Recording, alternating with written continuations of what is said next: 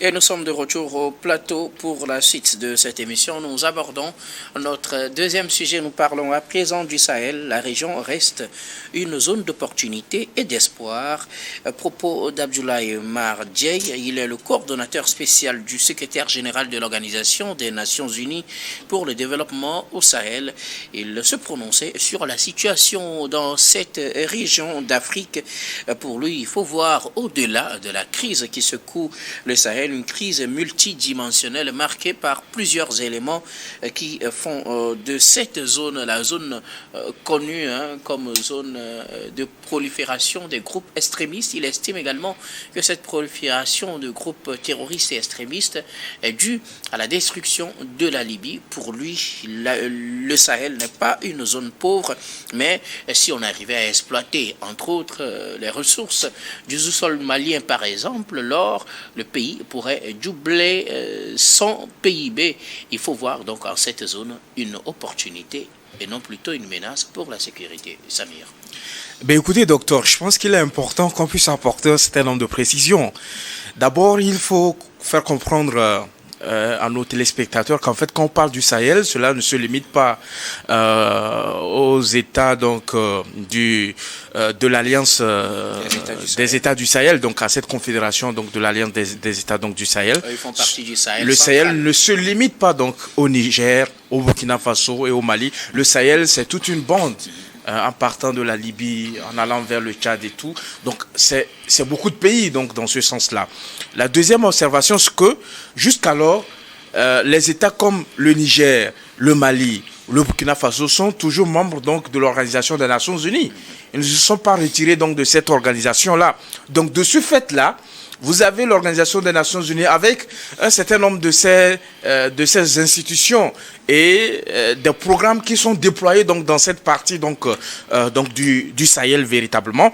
Et donc, je pense que de ce fait-là, cela leur donne cette légitimité de pouvoir se prononcer sur la situation donc du Sahel, notamment sur la situation sécuritaire assez préoccupante au cours de ces dernières années, parce qu'on a toujours présenté le Sahel comme une zone de guerre, une zone de conflit, une zone d'insécurité. On a toujours montré cette image-là. C'est ce récit qui a toujours été vendu donc à travers le monde entier. Je pense qu'il est important de rectifier donc le récit qui est fait. Et je suis particulièrement content que cela vienne d'un coordonnateur spécial du secrétaire général donc des Nations Unies pour le développement du Sahel, c'est-à-dire que cela vienne d'un acteur donc de la diplomatie internationale véritablement, qu'ils reconnaissent qu'au-delà de l'aspect d'insécurité qui sévit donc cette partie donc du monde,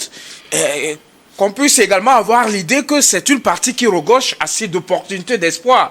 C'est vrai qu'il a fait un diagnostic en disant qu'en fait, quand vous regardez la crise qui secoue donc la zone sahélienne donc du continent africain, vous vous rendrez compte en fait, et puis il a mis en exergue un certain nombre d'éléments, des tensions ethniques, la défaillance de la gouvernance, et puis la prolifération donc des groupes extrémistes, et il a reconnu qu'en fait, ce que nous avons toujours dit depuis là, que si le Sahel est arrivé à ce niveau-là, où vous avez des groupes terroristes qui sévissent, c'est vrai, au-delà de ça, vous avez des groupes séparatistes également qui ont pris les armes. C'est le cas, par exemple, du Mali. Il est revenu largement sur cela. Mais je pense qu'il est important de placer la crise sécuritaire donc qui sévit donc le Sahel dans son contexte historique en disant que tout est parti de l'effondrement donc de la Libye véritablement, avec les armes qui ont commencé par circuler dans cette partie-là. Et donc il a reconnu qu'en fait qu'au-delà des tensions ethniques, de la défaillance de la gouvernance, il y a aussi la prolifération donc des groupes armés, et que ça en fait le fait que dans le développement donc de ces pays-là, les zones frontalières, parce que quand vous regardez un peu les zones qui sont fragiles, qui sont vulnérables à l'entrée de ces groupes terroristes sur ces territoires-là, ben c'est beaucoup plus les zones frontalières. Quand vous prenez le Mali, quand vous prenez le nord du Mali qui fait frontière avec beaucoup de pays, quand vous prenez Le Burkina Faso, c'est également la frontière avec le Niger. Quand vous prenez le Niger, c'est également la frontière. Donc, en fait,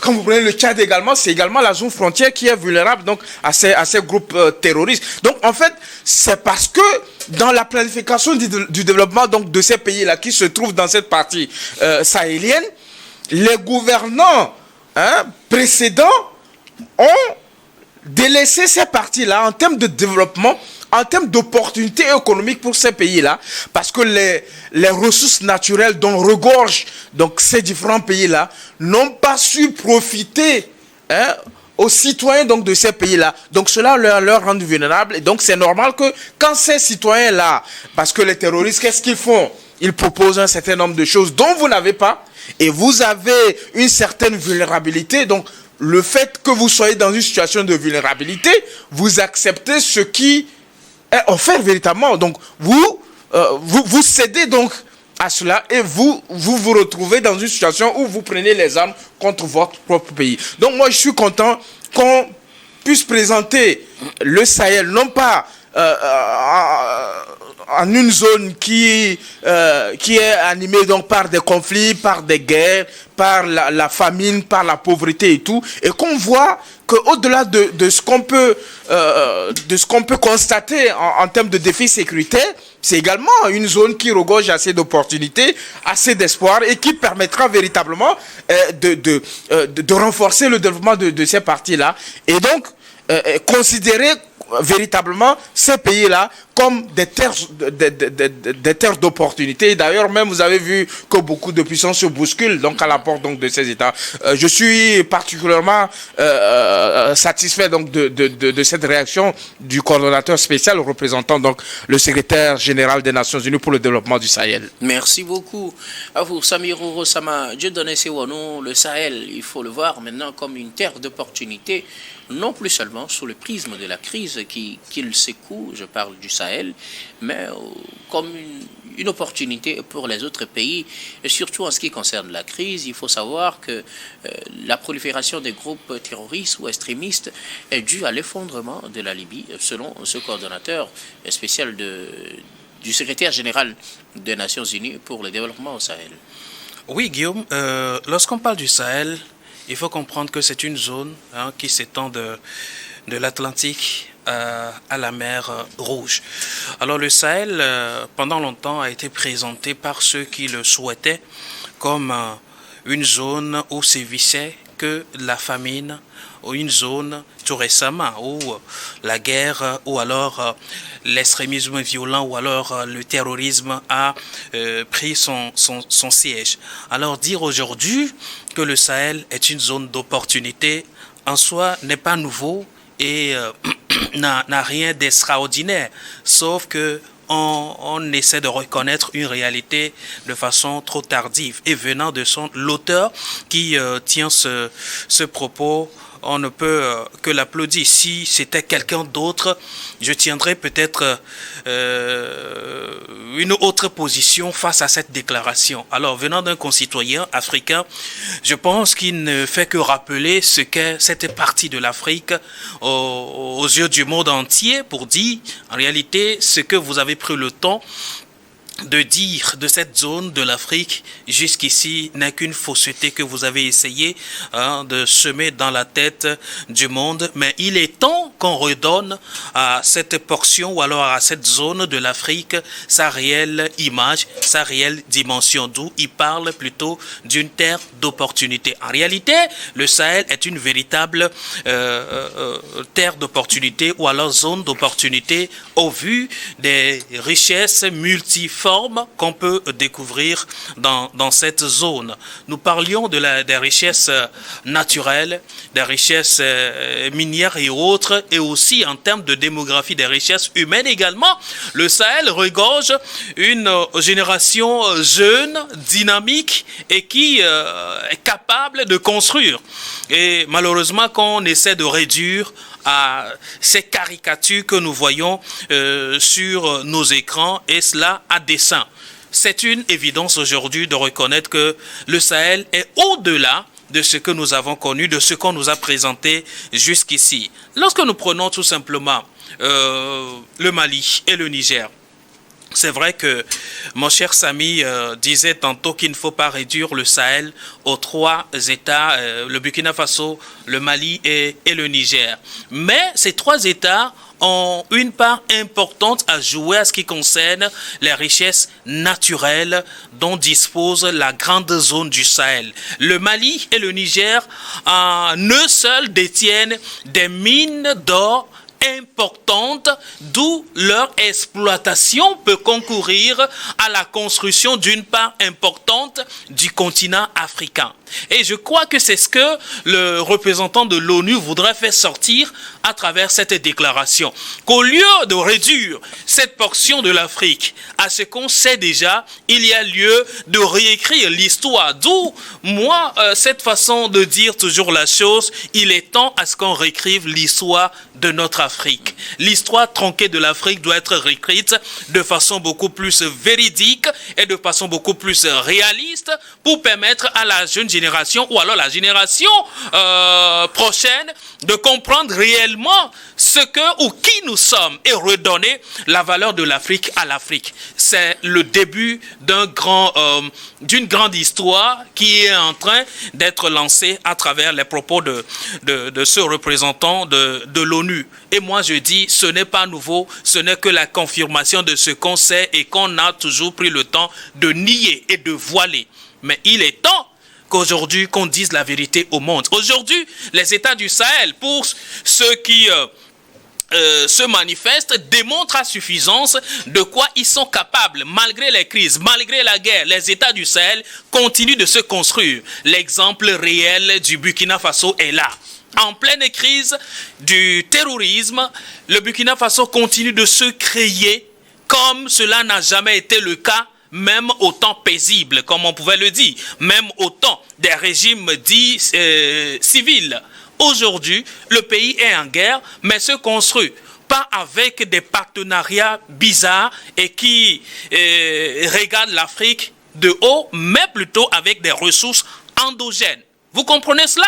Cela voudrait dire que c'est possible que ces zones puissent se reconstruire de façon véritable si et seulement si on leur laisse le choix de se construire. La preuve, le Burkina Faso le fait. La preuve, le Mali le fait. La preuve, le Niger le fait. L'uranium et l'or font partie des richesses assez fondamentales qui peuvent construire une portion importante de l'Afrique. Il suffit de le reconnaître et de laisser le libre cours à ceux qui sont des autorités conscientes de la construction de cette portion de l'Afrique. Merci beaucoup à vous. Alors, Samir Orosama, est-on en train d'opérer une modification ou un changement de discours sur le Sahel quand on le présente aujourd'hui comme un espoir, une terre d'opportunité, une zone d'opportunité pour reprendre les mots du coordonnateur de l'ONU? Est-ce que réellement on pourrait, comme dans d'autres pays du monde ou bien d'autres parties du monde où on n'a pas les crises que connaît le Sahel, est-ce qu'on pourrait s'aventurer dans des investissements comme ça se fait ailleurs? Est-ce un appel à des investisseurs étrangers à regarder du côté du Sahel? Si oui, est-ce que quelque part aussi, il n'y a pas une réalité que peut-être on essaie d'ignorer, les réalités sécuritaires? Ben écoutez, docteur Guillaume, je pense que cette sortie du coordonnateur spécial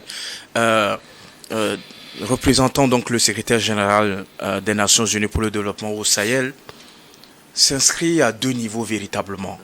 Je pense que le message dont il est porteur, c'est de faire comprendre au gouvernement actuel, notamment, je pense qu'il a cité particulièrement un certain nombre de pays, notamment le Mali, de leur faire comprendre qu'en fait, si la crise sécuritaire persiste au niveau du Sahel, notamment dans ces pays-là, cela est dû à l'absence de développement, cela est dû à ce que les zones frontalières sont délaissées, cela est dû à la pauvreté. Et donc, quand vous êtes dans une situation comme ça, ces terres-là deviennent des terres fertiles pour les groupes terroristes. C'est pour dire qu'en fait, quand vous regardez un peu l'approche adoptée par ces responsables-là d'État, vous vous rendrez compte qu'il y a une certaine fixation sur une réponse militaire. Et donc, il attire leur attention en leur disant, ben, faisons attention. Si nous nous acharnons à multiplier des opérations militaires sur le terrain, alors que nous laissons de côté le développement, parce que lui, son travail là, c'est de faire en sorte que le développement soit une réalité dans cette partie du Sahel. C'est lui qui coordonne toutes les actions de développement du système donc des Nations Unies. Donc il parle en tant que technicien, c'est pas un politicien, c'est pas un diplomate en tant que tel. C'est véritablement quelqu'un qui s'y connaît dans le développement. C'est pour dire que la réponse à apporter à l'aspect sécuritaire qui prévaut dans cette partie ne doit pas être que militaire. Elle doit être holistique. Elle doit tenir compte d'un certain nombre d'aspects. Et donc, en faisant cela, il a fait d'abord un diagnostic en disant tous les éléments dont j'ai fait cas et en leur disant qu'en fait, quand vous regardez l'origine du problème, c'est pas une question d'idéologie comme on le fait comprendre à certaines personnes. C'est une question économique. Le problème que nous traversons, parce que non seulement il est parti donc de la cause historique qui est liée donc à l'effondrement donc de la Libye, mais en fait il dit, mais à côté de ça, c'est parce qu'à un moment donné, dans nos États, je ne dis pas que ceux qui sont à la tête donc de ces pays-là sont responsables de la situation actuelle, mais tous les gouvernements qui se sont succédés ont fait quoi? Ont délaissé ces partis frontaliers, ont failli dans la gouvernance de l'État, ont laissé la population dans une situation de pauvreté extrême. Ce qui fait que ces portions de territoire sont devenues des terres fragiles, sont devenues des terreaux fertiles pour les groupes terroristes et qui, nous savons leur mode opératoire, qui utilisent la vulnérabilité des populations pour les enrôler dans ces actes terroristes-là. Et donc je pense que cette sortie mérite qu'on y accorde une certaine importance parce que celui qui parle, celui qui a fait cette sortie-là, a cette légitimité-là de pouvoir se prononcer sur la situation et on ne doit pas voir dans cette sortie une immixtion dans les affaires internes. On doit plutôt relever des éléments qui peuvent nous permettre de corriger la réponse qu'on apporte à la crise sécuritaire que traverse un certain nombre de pays donc, au niveau donc, de la zone sahélienne et faire en sorte que la lutte que nous menons ne soit pas qu'une lutte militaire et qu'on puisse répondre aux défis socio-économiques donc des populations qui vivent dans ces parties qui sont secouées donc par les différentes attaques. Et il a aussi rappelé que nous ne devons pas nous limiter à cette situation au niveau du Sahel parce que le terrorisme est en train de prendre toute la partie subsaharienne véritablement.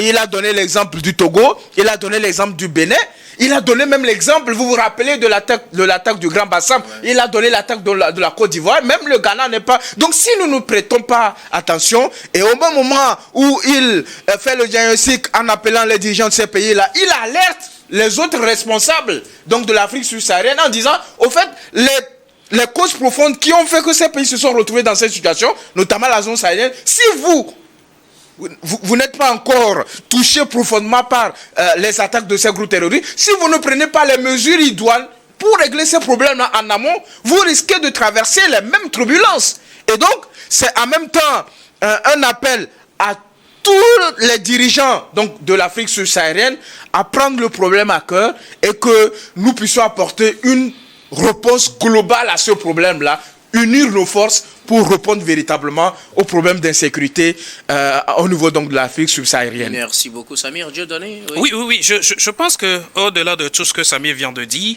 c'est bien vrai qu'un diagnostic sérieux a été fait. C'est bien vrai qu'une proposition concrète a été faite de la part du représentant de l'ONU aux États sahéliens ou alors aux États africains. Je ne parlerai pas forcément des États sahéliens parce que le problème du terrorisme aujourd'hui ne se cramponne plus que dans le Sahel. C'est beaucoup plus l'Afrique entière qui est touchée. Maintenant, remontant à l'origine de ce terrorisme, comme le présentait le représentant de l'ONU, qui a contribué à déstabiliser la Libye? Et c'est l'Occident. Qui aujourd'hui contribue à la propagation de ce terrorisme? C'est celui qui a contribué à casser le nid. Et donc moi je trouve que le message ne s'adresse pas qu'aux dirigeants africains ou alors qu'aux autorités sahélienne, mais aussi à toutes les puissances qui aiment l'Afrique et qui veulent voir l'Afrique se développer. De faire en sorte que le terrorisme ne soit pas utilisé comme une arme de guerre contre un État qui se veut souverain. Il ne faut pas continuer par alimenter la fabrique du terrorisme pour déstabiliser les pays là qui veulent se développer. Aujourd'hui, je ne peux pas dire que les États du Sahel concentrent leur énergie sur des efforts militaires. À provocation militaire, la réaction militaire. On ne peut pas penser le développement dans l'insécurité. On ne peut pas penser développement quand le pays est tout le temps frappé. D'où il faut préparer une réponse conséquente face à la provocation avant de penser le développement. Et je crois aujourd'hui que je prendrai toujours l'exemple des 3 pays de la Confédération du Sahel, l'AES. Aujourd'hui, je pense que ces pays-là allient développement et sécurité. Pendant qu'ils sont en train de combattre le terrorisme, ils construisent également leur pays. Je prends le Mali aujourd'hui. Tout ce que nous voyons au Mali, notamment les centrales nucléaires, des grandes constructions qui répondent à l'aspect du développement du pays, on n'avait pas vu cela, malgré la présence de certains partenaires qui combattaient aux côtés des forces maliennes le terrorisme. On n'avait pas vu ces manchettes de développement, mais aujourd'hui, c'est des choses réelles qu'on vit. Le Burkina Faso, malgré les temps paisibles, on n'avait pas vu sur ces investissements dans le secteur agricole, tous ces investissements dans le secteur du commerce et les infrastructures à apprécier. Alors, au Niger, ce qui est en train de se passer aujourd'hui, le mal est si profond que pour répondre à ce mal, il faut vraiment prendre du tact et aussi marcher sur des mesures nécessaires pour pouvoir y arriver. Mais moi, je crois que ces 3 pays que je prends en exemple en matière des États sahéliens font déjà le nécessaire. D'où le message ne peut pas être adressé qu'aux dirigeants du Sahel, mais aussi à toutes les puissances qui entendent par le terrorisme des armes pour pouvoir déstabiliser ces différents pays qu'il faut faire extrêmement attention. Vous avez réussi à casser le nid à partir de la Libye. Et vous avez réussi à expansionner ces virus-là partout en Afrique. Mais faites en sorte qu'on arrive à canaliser ces gens-là, ces groupes terroristes, pour pouvoir favoriser le développement de l'Afrique. Et tout le monde doit prendre ce message au sérieux. En tout cas, c'est ce que moi je comprends à travers cette sortie du représentant de l'ONU. Ce n'est pas un message adressé seulement aux dirigeants africains. Oui, les dirigeants africains doivent prendre conscience de la réalité. Le développement, le sous-développement entraîne un terrain fertile à ces groupes terroristes qui enrôlent facilement des gens qui sont décimés par la faim. Il faut arriver à comprendre ça. Pendant longtemps, nous avons tenu ce langage ici, qu'il ne faut pas laisser le terrain fertile au terrorisme. Et ça, les gouvernants africains doivent comprendre cela. Aussi longtemps que vous entretenez le sous-développement, aussi longtemps que vous entretenez la précarité, la pauvreté dans vos communautés, sachez que vous êtes en train de préparer un terrain pour ce fléau-là, qui n'est pas prêt de finir, car il y a des commanditaires aussi qui encouragent cela. Donc chacun doit comprendre le message selon son niveau, et aussi les puissances également doivent comprendre aujourd'hui que l'Afrique a pris un élan et il faut accompagner plutôt l'Afrique. La preuve, tout le monde frappe à la porte de l'Afrique aujourd'hui. Est-ce qu'il n'y a pas un intérêt? Défendons cet intérêt dans une synergie d'action, tant au niveau de l'Afrique, tant au niveau des autres puissances. Merci beaucoup. Vous, Dieudonné Samir. Oui, écoutez Guillaume, je voudrais apporter 2 éléments. Le premier élément, c'est que nous devons nous rendre compte qu'en fait, les problèmes que nous rencontrons dans nos différents pays, c'est une question interne. Ce n'est pas une puissance occidentale de venir régler les problèmes, quelles que soient les causes qui sont à la base donc de ces problèmes-là. Du moment où nous prenons conscience de ces problèmes-là, et d'ailleurs, je pense que c'est le leitmotiv des États de la Confédération de l'Alliance des États du Sahel, de l'AES, la souveraineté, s'approprier leur souveraineté, de faire en sorte que les ripostes soient des ripostes endogènes et ne pas remettre en question les problèmes qu'ils traversent sur le dos de quelconque puissance étrangère.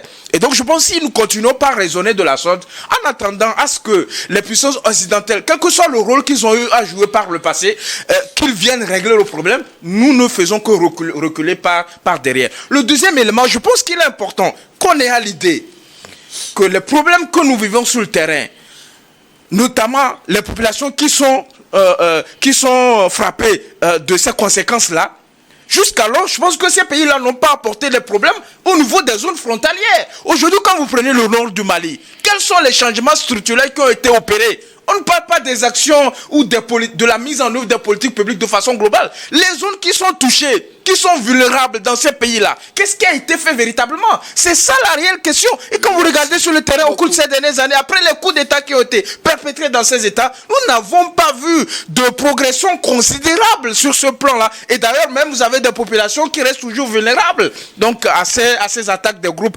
terroristes dans ces pays. Merci beaucoup à vous tous pour vos contributions. Nous allons marquer la pause pour le journal, puis on reviendra tout à l'heure pour la suite de cette émission.